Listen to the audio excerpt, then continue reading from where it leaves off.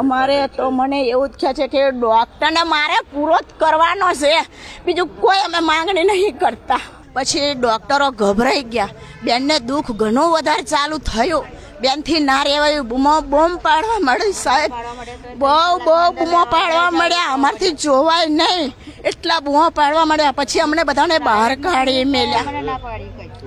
કાઢી મેલ્યા અમને.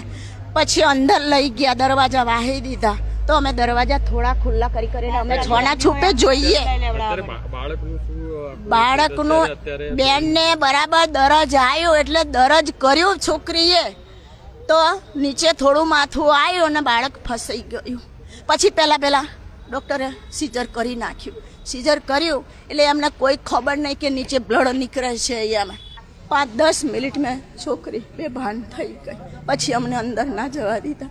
પછી એમને સીઝર કર્યું. પછી સમય થયો 5-5:30-6 વાગવા આવ્યા.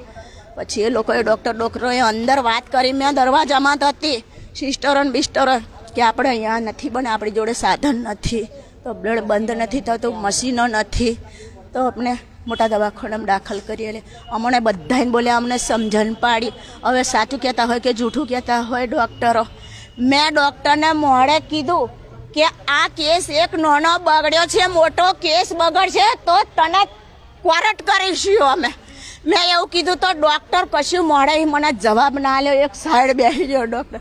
પછી સાહેબ અમને એમ્બ્યુલન્સ કરી આવી.